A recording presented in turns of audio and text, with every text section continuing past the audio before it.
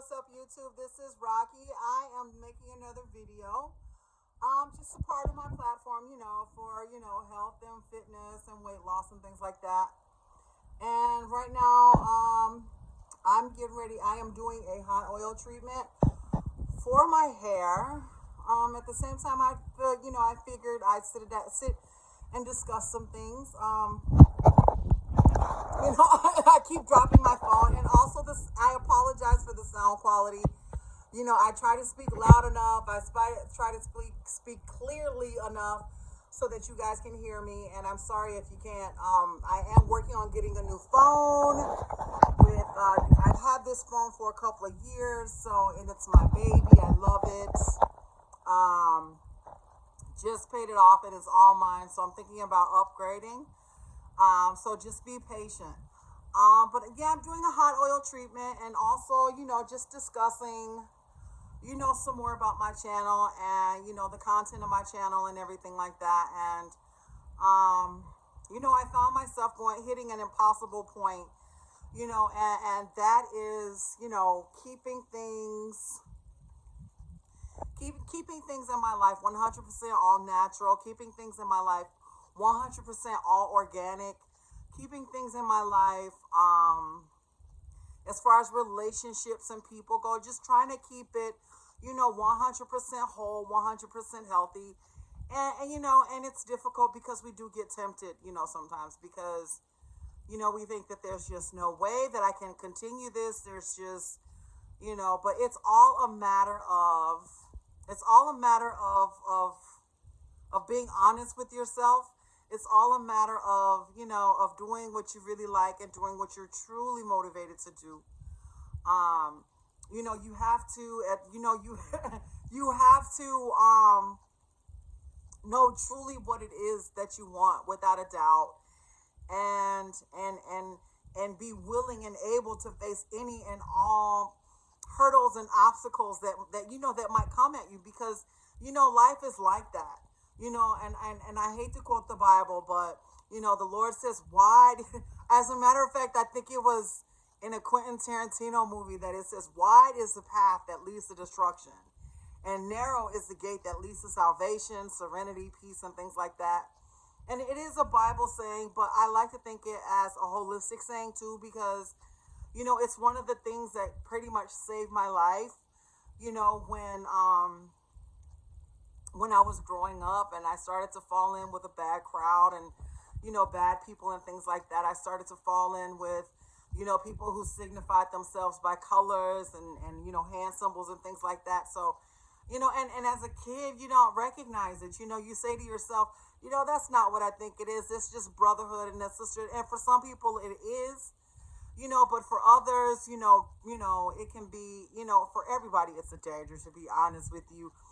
But found myself falling into those crowds, but at this and not being able to stop myself, until I found myself dirty, bleeding, and really poorly, badly beat up and things like that. And I'm basically telling my story because it's a true story. It's real. It's about life. I came from a good home, but it just shows you the trouble that is out there in the world. It shows you the situations that are out there, and I am living proof that you can come out of it alive. You can come out of it unscathed and unscarred and untormented, because you have to recognize what it is that you're confronting in your life. And it could be insecurity. For me, it was a behavioral disorder. It was a learning disorder. I didn't feel smart. I didn't feel, worthy. And so I hung out with those people that kind of resembled what I was going through. They weren't reflecting it, but they resembled what I was going through. Because at the end of the day, some people, they got to go home, and the type of homes they got to go to, their parents were welcoming. But my parents, being who they were very strict. They were very disciplined people. There was disappointment. And I found myself thinking, well, my friends got to be going home to disappointment. They weren't. They were going home to praise. I'm like, well, why are your parents praising you? And They, some people's parents are just different, you know? And my parents, I came home to disappointment. And once I really got to understand what that disappointment was, I decided to leave, I decided to leave those situations alone. And I decided to focus on my family and my living situation and those situations that were most conducive to my success and keeping my parents from being disappointed. So, I kind of buckled down and I was honest with her. I said, Mom, I can't, I'm not learning at school. I told her that I wasn't learning. I told her that I could not read. I told her that I could not do basic math. And, and we went and we got me evaluated and we found out that I have a learning disorder, mostly called ADHD, attention deficit disorder, but um, also what is known as autism today. Because at the time there were no medications, and I don't recommend kids with ADHD being treated with I mean, you have to be patient with your kid. You have to find out what's going on with your kids and then use medications only when those medications are beneficial, not as a preventative measure. So basically, I went through test after test after test, and then I got introduced to different learning modules that were based on different reward systems other than grades. Um, I didn't learn to tie my shoes until I was like 7 years old, 8 years old. Um, until I entered that reward system that I understood that, securing my shoes to my feet, that I could run faster, that I can play harder with my friends and things like that. And there were always those coaches and they were there to let me know you're playing hard, you're running hard, and tell me why and I'd be like, because I tied my shoes. And so those were the kind of things that was the way that I had to learn. I had to learn how to learn. And it was a desperate time, for my parents, because the worst thing in the world is, watching your child revert or whatever I was going through or deteriorate. And luckily for me, that wasn't an option. I did not deteriorate. I was taught how to learn. I was um, I was educated, and I went on to college. But one of the things, that college doesn't prepare you for is peer pressure. It doesn't prepare you for those people out there that are so desperate, that they're like bulls in china shops, that they'll destroy your life along with theirs. And unfortunately, I was dealing with a few people whose lives were like that. Their lives were set to self destruct. And, unfortunately, I got entangled with them and I had no idea what I was going through. I had no idea what to expect, which is kind of one of my, behavioral issues is not really being able to spot the true dangers that are out there and the true dangers that I'm facing. And it's not that it's kind of like I'm oblivious to some things. I don't have what is called street smarts, whatever that is. Um, and, a lot of my, and so it caused me to take a step back from my education. But at the same time, I met someone and I had a child, I had a kid, and that was a glorious occasion in my life. I got to learn what it was like to be a mom, and I raised two very successful children, and I'm nothing but pleased with myself in those regards. And I mean, my success is definitely worth boasting. I mean, it's not when your son graduates from the one of the top schools in the world, not just the country but the world, and he graduates top in his class, I can say that that's a lot.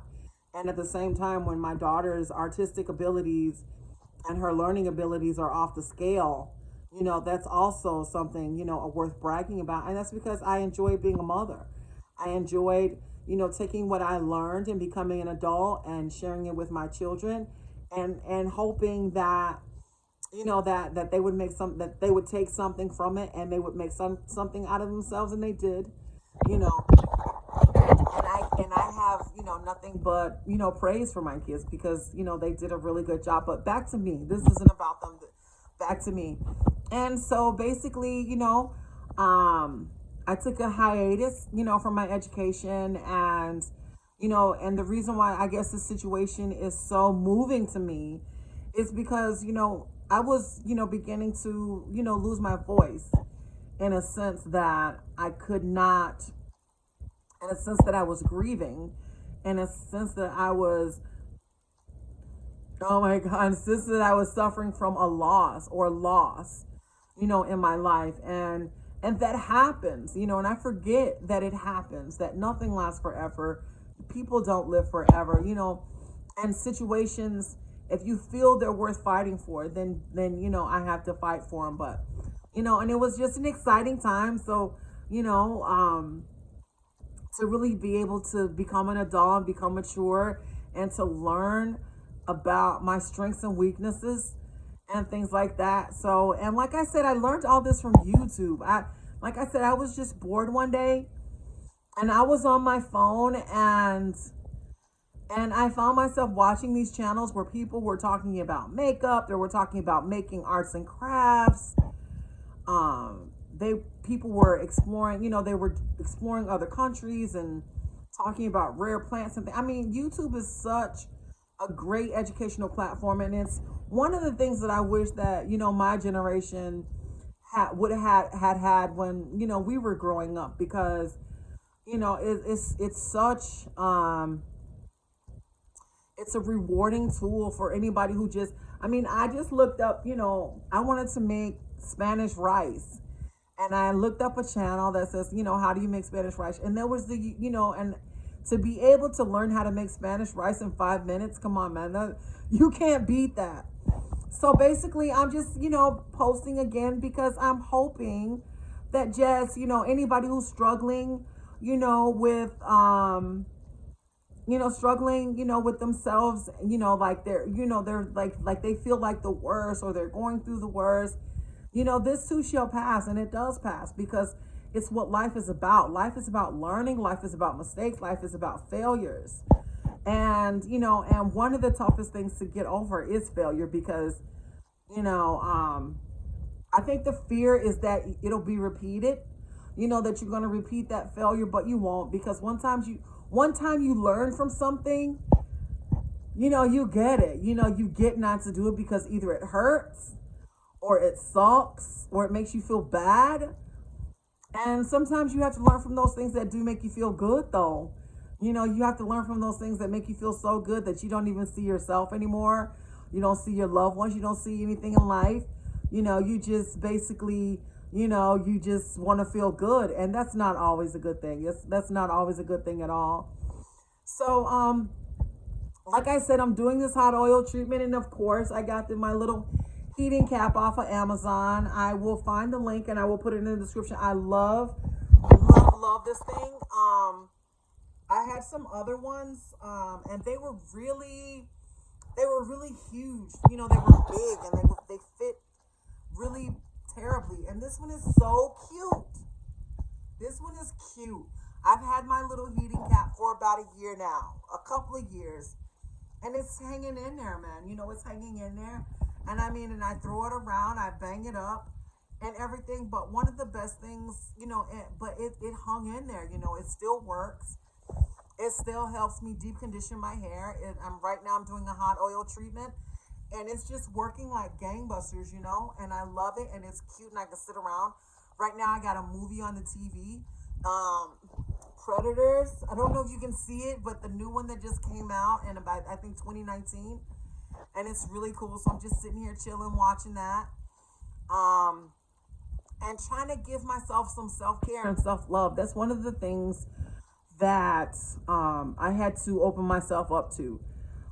Because, I'm not against, people taking care of themselves, but, sometimes some things can be a bit much, but to be able to engage in some self-care, to be able to, be in control of how I look, be in control of my hair, be in control of my everyday goings on in my life. Just to take a moment out of the day and do your nails, just to take a moment out of the day and make sure your hair is healthy and that your skin is glowing, That's so important.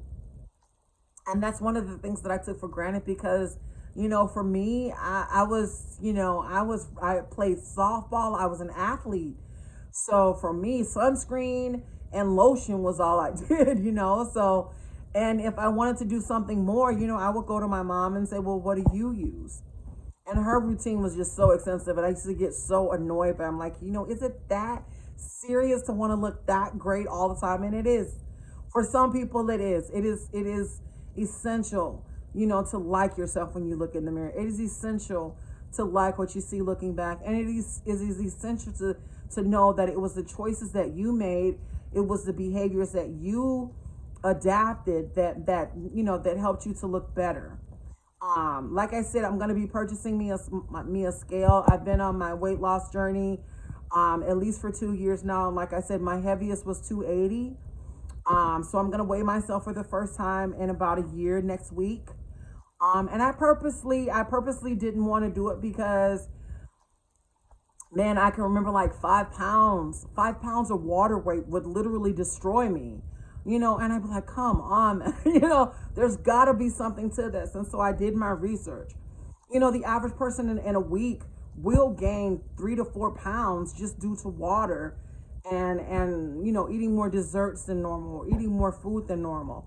But to have the ability to take that 5 pounds and to be able to burn it, and so that you can continually fit into those clothes that you like, so that you can, continue to look, like the person that you recognize, and it's my journey. I'm not talking about anybody else.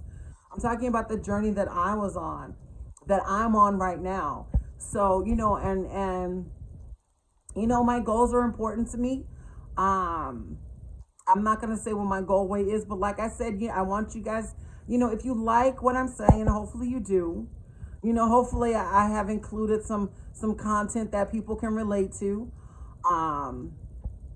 That I hope I'm saying something valuable to somebody. I hope that I'm saying something that will help somebody or inspire somebody to really, self-care is my word for 2022. And it's because I heard it all in 2021 and 2020, and I'm like, what the hell is self-care? And then I log onto YouTube and I see a bunch of people, a bunch of girls doing masks and taking care, getting their hair done and, watching hair tutorials and watching skincare tutorials and watching, girls grow their hair out down to their waist and, happening onto their journey and seeing how proud they are of themselves.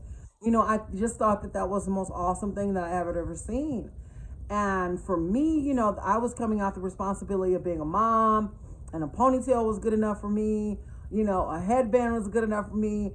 And I just realized that self-care was something that I was missing. Taking that time out for myself to pamper myself, to ensure that I'm going to like what I see when I look in the mirror. And one of the worst things that I think that I would want to do as a mother, knowing, is looking in the mirror and not liking what I see. I think that mothers have earned so much in this world, so much respect, so many rights in this world. I think that women and men have earned, so much. And it's about time that we celebrate those things instead of being so passé with them, because it is those little things. I don't know, but those are the little things that kind of motivate us to continue to strive to be our best selves and to do whatever it takes to accomplish those positive goals and to get rid of the negative ones. I can always say this. I'm going to close out my video again, because I'm about ready to go jump in the shower and take this off, and hopefully my hair will be conditioned and it'll be softer, a little bit curlier, and then be something that I can be proud of. But it takes 30 days to break a bad habit, and it takes 30 days to pick up a more positive behavior. So peace and happy new year in 2021. Subscribe and like, and please leave a comment. I need a comment. I love comments. Thank you guys.